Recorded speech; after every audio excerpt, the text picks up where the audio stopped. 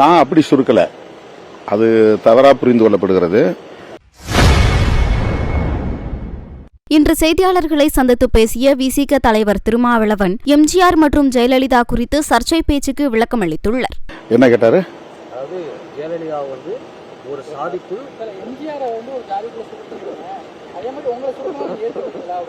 நான் அப்படி சுருக்கல, அது தவறா புரிந்து கொள்ளப்படுகிறது. எம்ஜிஆர் தலைமையில் அதிமுக இயங்கியதும் ஜெயலலிதா அம்மையார் தலைமையில் அதிமுக இயங்கியதும் கருணாநிதி எதிர்ப்பை முதன்மையாக கொண்டிருந்தது என்று விளக்கும் ஒரு உரையாக என்னுடைய உரை அமைந்திருந்தது. அப்போது ஜெயலலிதா அம்மையார் தன்னை ஒரு பார்ப்பன பெண்மணி என்றே பகிரங்கமாக சட்டப்பேரவையில் அறிவித்துக் கொண்டார்.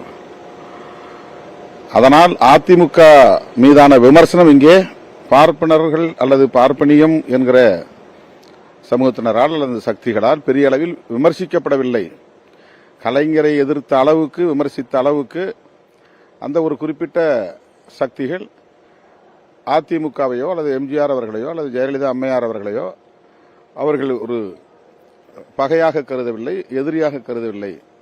இந்த பொருளில் நான் அதை சொன்னேன், அவ்வளவுதான். அவர்களை அப்படி சுருக்க முடியாது.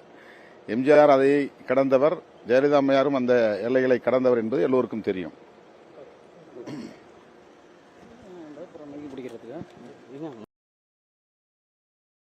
செய்திகளை உள்ளது உள்ளபடி தெரிந்து கொள்ள ரெஃப்ளெக்ட் நியூஸை சப்ஸ்கிரைப் பண்ணுங்க.